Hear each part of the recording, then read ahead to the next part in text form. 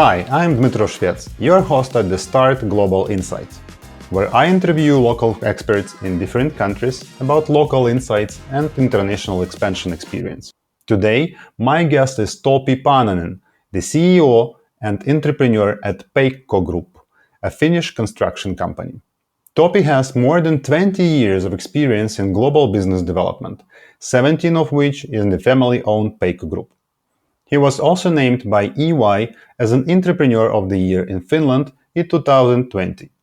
Hyvä päivä, Topi. Mitä kuuluu?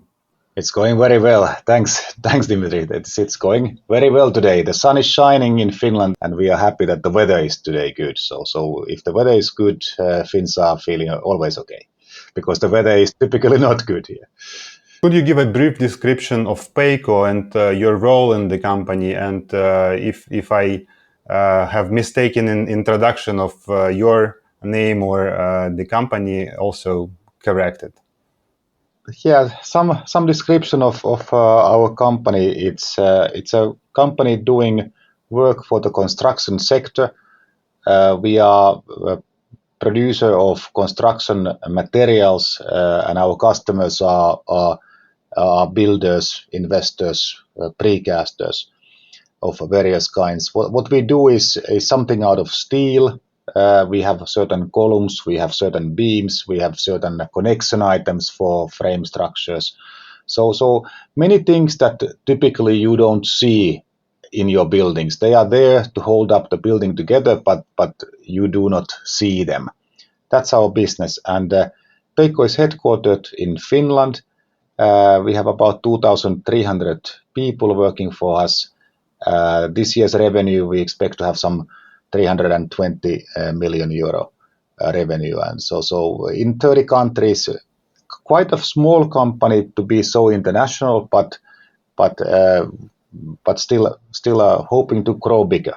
That's our objective. What is your role in the company? You named yourself in LinkedIn as an entrepreneur at Peikko Group. I think the titles are titles, and if I would be promoting myself as a CEO or whatever, that's kind of the way. I'm basically the ambassador of Peikko, the forefront of Peikko, to kind of lead, hopefully, the company to the right direction. My role is to manage the company as a family business owner. I of course, I'm both owner and the leader, which is a kind of double role, but so far it has worked fairly okay.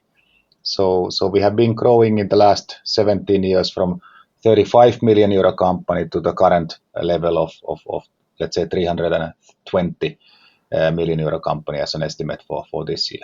Was it always so that Peikko was global company, or at some time you decided to be global? Peikko had, before I joined 2005, we had some export activity already. But then there was a realization that the products and the applications could have some value add for the customers also outside of Finland even more. And then we started the globalization efforts back in 2005. I would say very aggressively as well. In our case, internationalization also meant that we need to provide the technical service for our customers in the local language. So we needed to have teams in other countries where we wanted to sell. And then also, in many cases, we had factories. So we are currently having some manufacturing activities in 12 locations. So the closeness to the customers was kind of required. So we were, in our language, we are not talking about the export, we are talking about internalization in many ways. How do you think, so you said that you increased your turnover from 30 million to almost 300 million, within this more than 15 years. Would that be possible if you stayed in Finnish market? It depends, of course, what is your business. Of course, you can always sell many things for your local market. But for us, it was kind of like a natural that we are believing on the beauty and the extraordinary nature of our products, and we want to spread the gospel of these products all over the world, let's say. And we have been focusing very decisively on certain applications, certain key strengths, and that has been good for us. in this conservative business of construction materials, it has taken time, yes, but so far so good. How do you go abroad? I mean, is there any roadmap or approach that you use when you select in new countries, or you decide that we will expand further? Of course, you need to look on kind of the basic parameters of a certain country, whether your products or services are needed there in principle, and that of course we have been doing, and then you need to do maybe a little bit of study around. You need to visit possible customers, organizations, and then you just have to start activities, and then you will see whether you are there in the right time, whether the first persons you are recruiting are actually good guys, or you have whether basically you are making a good choices or bad choices, and then fairly fast you need to make then decisions on whether you increase or whether you decrease that organization. Sometimes it has worked, sometimes it has not worked. It looks like a startup approach. So you have a hypothesis if it will work, and then you check it, and then if not, then you recheck it and redo. Or how do you understand that this is correct choice and this country is the one you should proceed with? This is a startup approach, and with startups you have to be also fast to make moves in many directions. So you want to scale up, but you need to also scale down, and I think the Ukrainian example of us was in one part of it was a failure, because we set up a small team back in 2007-8. But then if somebody remembers still those times in 2009, the whole construction market was totally dead. So I was visiting in Kiev. I saw 15 building sites, and there was no labor in one of these months there, and then we kind of realized that the timing, the environmental impact was so far kind of big at that particular moment that it made no sense for us to continue. Sometimes these kind of things also happen, but yet we are having some we have had customers in Ukraine ever since, even though we have no own team currently. Okay, interesting. How do you think, is it important, like in your case, I see that you are taking a very active role in this internationalization as CEO, yeah, but more maybe as a business developer. How do you think, like your personal opinion, is it important that for a small company or a medium-sized company, the owner and the manager of the company takes a proactive part in global expansion? Should it be like a strategic priority for the company if they decide to be global? Of course, it always depends on the kind of the capability of the entrepreneur with regards to the language, regards to the many other things, availability from the other points of view, like family, etc. But I see that if the decision making capability has to be in the forefront, and whether this is the entrepreneur or somebody else, you have to make decisions then and there when you meet the clients and the partners in the let's say foreign country. And I think this is essential, that there has to be people who are empowered to make decisions. In our case, I have been myself involved. I'm having fun with it, to explore new cultures, to see new people. Like during one of these visits, I was meeting you in those times in Kiev, which was fantastic. But it's kind of like you have to have the time and the dedication, and of course, if you want to internationalize, you have to have an objective, and you have to have the best resources to do that. Very often I hear from Ukrainian exporters that let's do some expert. If it works, okay. If not, then we won't invest in that.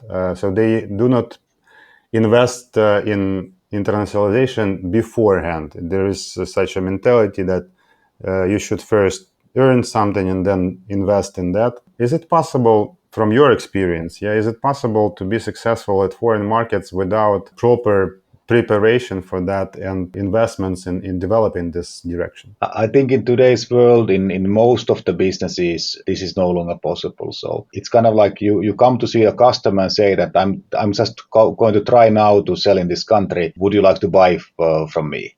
So the kind of this sales pitch doesn't work. Obviously, it's important to get information from various countries and kind of try out things. But if you need to go, you want to try for your best for a certain period of time with a certain period of budget. So those you have to do it. You have to make the trial in a proper manner. And but of course you have to bet on money that you can afford. That's also true. And I would even say that too many times companies are starting in too many countries at the same time. So you have to go one country or one market at a time. And then many times people are thinking about the country. We should be actually, in many cases, we need to apply that which city you are focusing on. If you go to Germany, you should be actually deciding on, is it Berlin or is it Frankfurt? Is it Düsseldorf? So you have to kind of, depending on the business, you have to be very selective. But then that area you need to go in a proper manner. So this is about the focus, yeah, and the useful or efficient use of your resources. Yeah, and many times, I mean, as a worst example, I would just say that there was a startup company in Finland who wanted to sell a certain very innovative product, and the first thing they did was an exhibition in Dubai because the Finnish government supported this exhibition presence. And I said that you are crazy. You are not even selling in your home country, and you are going to Dubai. Okay, they didn't like my analysis, by the way, but I haven't heard about that startup either afterwards. Yeah, especially the Eastern countries that are very peculiar. Yeah, and you need to establish the network first and understand the mentality and all that stuff. Sometimes for a Finnish company, it's just good to start in Sweden or Estonia, and go forward with that. Of course, depending on what your business is, that highly depends on your business. But in many cases, the best possible customer is in your next door neighbor as a first target. How do you choose countries to expansion? Of course, we are working in the field of let's say modular construction, and we have a network of certain machinery manufacturers who are providing machinery for this precast manufacturing technology. So we are following up on to which countries those machinery manufacturers are selling their equipment, and then of course we know that there is a potential when these technologies are there. We are kind of following up on what's happening on the market. So it's basically where is the possible demand. That's where we go. But we have also learned our lessons that it's not so. We were, for example, seeing a lot of business for example, in India, but then basically there was not a single customer in India who were wanting to pay their bills. The customs duties were all of a sudden whatever they were, and it was impossible environment at the end of the day. So even though some basic principles were very favorable, it was not working. Clear. And you have 30 countries, yeah, in your like portfolio, and most of them are in Europe, or so I see that you have business in Asia, in Africa, Middle East, North America. What country is the most difficult, or the region is the most difficult to enter? I think in general for European company, the Asian countries are of course challenging. That's because of the language, because of the even physical distance. We have a factory in China which can nicely support many of those countries, but to really start business on those countries has been a challenge, and it has taken us a long time. Many of those countries are running very well at the moment for us, but it took much more time than we thought. What is the biggest challenge in this case? The language or the distance? What else? I think it's of course the culture, the language, and how to kind of get to the networks. How to be, as we have our own teams, how to be in such a position that the good guys are wanting to work for us in that particular country. How to find good people for our team members. that's kind of the challenge on how a Finnish company can find the best people in China, for example, or the best people in Singapore, or the best people in Korea. How did you solve this challenge? What was your solution for that? You have to search, you have to convince, you have to find actually the people who are then able to believe on your products and your services. What would you say that this is like must-have things when you're going global? What is the most important? I mean, everything starts from your offering. So you have to have something which is unique, whether it's a product or service which gives some value add for the customers. I mean, if you are selling just something cheaper, that logic is not working in today anymore. You have to be able to sell something which is unique, and then you are being heard. Of course, there are industries where the price is a matter, but with price you can actually sell. And then if you sell with the price first, then you can go and develop the services as well, etc. But you have to have something unique in today's world, and that's of course tough always anywhere. So the product and people, yeah, two parts of the successful export or global expansion. Both and then you have to have a people who believe on the setup, can communicate the benefits of the products. I mean, you need to have both. And then in many cases you need to have a long-term approach and funding to support that, so that these people can work with long-term results in mind.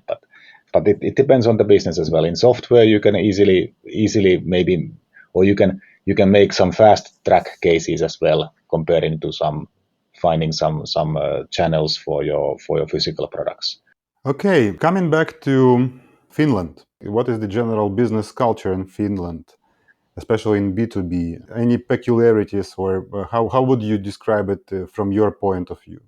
I think it's a culture is many cases it's fair. So when people are respecting the agreements, people are even not needing to have an agreement.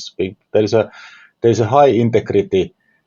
We are one of the least corrupt countries in the world, based on the Transparency International. Of course, we have our own set of problems as well, but particularly in the normal business to business relationships, I mean, there is not a single case where somebody asks some money under the table. So it's a very fair decision making processes. And but on the other hand, we are kind of like in an island, as many of the products are coming via sea. Somehow you cannot take the truck through St. Petersburg nowadays. We are also having some longer lead times, and that's why the availability for physical products is many times very important. We respect the fact that there is availability. We respect the fact that there is a local stock for many products, etc. So the kind of the reliability of the deliveries is extremely important for Finns in general, I would say. But we do what we promise as a buyers, as a sellers, sometimes even to the extreme, which is stupid. So there is always stories about the blue-eyed Finns who are too honest sometimes, but that's the way we are in many cases, in good and in bad. It is interesting how you came up to this honesty through the centuries of being Vikings and warriors. I think the main change happened kind of 100 years ago, yeah, at the beginning of 20th century. I don't know where the change is happening. I mean, we are Baruski, we are Chuhnas, so we are kind of like stupid idiots based on the Russian terminology as well. So we are kind of a little bit of naive idiots, trusting idiots in many ways as a nation. But on the other hand, it's very easy for other people to do business with us, and that has also created kind of the business atmosphere what we have today, and the success what we have today as well. There is a high trust on society as well. So if you think about just the vaccination results on Finland, we are one of the highest in Europe, that everybody is obeying and looking what the government is doing. The government is also functioning well. So there are many kind of symbols which are also leading to the fact that the ease of doing business is very good in Finland. I think I do understand that because we actually started our sales in my company mostly to the Nordic countries and in Finland as well. And we were really amazed how transparent are potential clients. And when we agreed about, so we sold our services, and Finn said like, okay, let's start, give us the invoice, we will pay. And we were like, come on, an agreement. You need agreement. You need to write down all that stuff that is actually obligatory in Ukrainian, from the Ukrainian point of view of legislation. But I was really amazed how easy they trusted to the company they didn't know. And this approach actually built up my approach in business. You understand how much more easy it is to make business in such transparent way. And in this case, both parties earning much more and in long term. Yeah. So if you're delivering what you promise, then it means that you can proceed further. You can get good references. You can enlarge your business in this country as well. But if you do not, so if you just get your money and disappear or do not deliver what you have been promising, then okay, you earn once, but that's it. And I think that your phrase about the trust from Finnish people is also not about trusting to the person who lied first time. Yeah, so you won't trust him the second time. You're completely correct, and then there is this other thing that if you fail, if you kind of talk bullshit about your deliveries, if you are not fulfilling your commitment for one reason or the other, you are nobody. So it's kind of like you, and typically also the Finns are also very bad at giving kind of feedback, negative feedback. So they more or less that they failed, bang, that's it. So they are also kind of a little bit of short term in that sense that if somebody is failing and or telling some lies during the process, then basically this is not the person or company to talk with any further, and that's it. So you can also lose the trust also in a simple way and or fast way, and it will be difficult for you to understand what happened. Because the Finnish person is just making the judgment based on these trust issues, let's say. So if you are failing with deliveries, you need to really, with Finnish clients, you have to tell in advance that by the way, we all of a sudden have issues and we have a new schedule, etc. So pre-information on these issues is extremely vital with Finnish people, Finnish customers.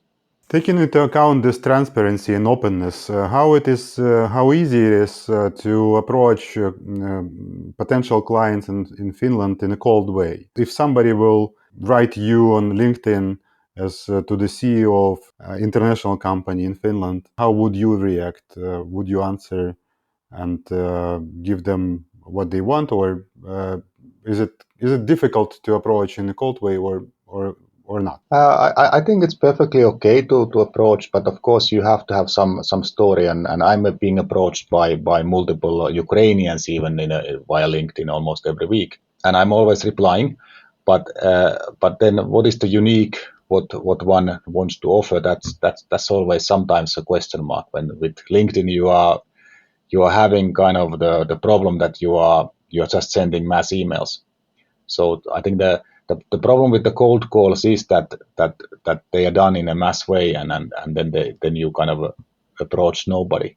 I would say, particularly if the Finns who are in need of this trust, you have to really personalize your message. Show that you have actually studied the website and show that your service or product could fit to the company in question. Of course, there are companies who are kind of locally oriented, and they may be more or better approached via networks. But I think we also see that not the whole wisdom of the world comes from Finland.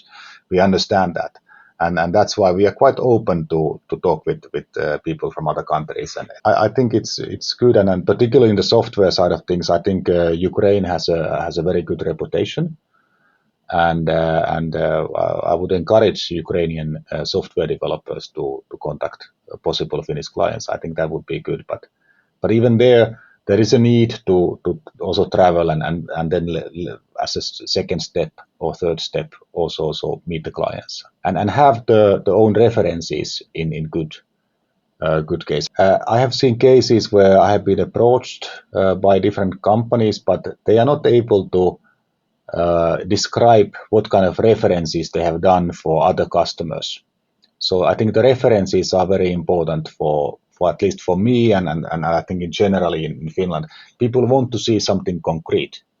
People are not wanting to believe on some talk. They want to understand what this company has really done. Mm-hmm. And you said that even if you can approach online as the first step, but then it is important to have this personal meeting. We are talking about after Corona world at the moment, and meetings are appreciated at the moment. This is a trust-based society. The face-to-face meeting is the one which is increasing the trust. The trust building can start via video, but I think later on an Ukrainian company, if thinking about doing business in Finland, they should have big enough clients that they can also afford to travel. How do you build your network in Finland? Are you going to some special places or meetings, conferences, or what is the way of doing that? Conferences, certain. Of course, in our business there are industry associations which we are very active as well. But I think the physical meetings with the customers are the key at the customers' premises. In our case, we are inviting a lot of people to our factories. We are having a factory tours. We have an open houses, etc., etc. So this is kind of our way of communicating. The role of exhibitions is very limited in Finland, and I would say the world of exhibitions is starting to be over, I would say, unless there are some key global exhibitions like some German large exhibitions which everybody within that industry is visiting. When you do a negotiation with Finns, is there any point that you should pay attention to, or what is the meeting culture in Finland? What you should know before? One thing that some non-Finns are doing a mistake, that when Finns are quiet, they can fool you around with the quietness. The Finns have a very good capability to be quiet for a long period of time, and you should not be irritated or worried or anything like that. They can be just quiet. And there was one Austrian company, and then they made a big mistake. I mean, the buyer was just quiet, and then the price went down and down and down, and so you have to bear the quietness. Okay, there is not always the necessity to say anything. Also the trick what some buyers are using, because they can be quiet and then they can make the seller very uncomfortable, and so you need to be aware that. You have to be on time. I mean, time is really respected, so you have to be punctual. I mean, not maybe as punctual as the Swiss are, but you have to be punctual. So it's a part of this trust culture that if you agree, then you are there. And I have had customer meetings that we have agreed 3 weeks ago, the meeting time, exact time. Nobody has communicated anything in between, and then we just appear in that size time point on that particular location. Is it common to have a long small talk before talking about the business, or you can go straight away? The Finnish small talk is very short many times because it does not exist. but in a way, it's okay to also have a small talk. It's perfectly okay. But typically the Finns are very subject oriented, and they go directly to the business. But I think it's also good to have a small talk. And I think with the teams particularly, I'm missing sometimes that there is no small talk. People are just not even interested on the other person. So we should create small talk culture. And I'm respecting that many times when somebody has the time to ask a question on how are you doing. Thank you, Topi, for the conversation. Maybe the last question to you is what would you advise to Ukrainian exporters in their global journey, or maybe in entering Finland? Just do it. I think in many cases people are thinking too much, and you need to just start doing. I think there is no great strategies and great business plans and market studies. I mean, sometimes you just have to go and see the possible clients and then do it. With good intentions, with the energy and drive, you can achieve a lot of things. That's how it goes. I mean, and then you will see. Then you will see whether your product and service is applicable or not. That's the best market study, that you make a sale or you don't make a sale. Okay, thank you. Thank you for being with me at this show. Hey, thanks a lot, and I wish all the best for Ukraine and for Ukrainian exporters in particular. Thank you. Hey, thanks a lot.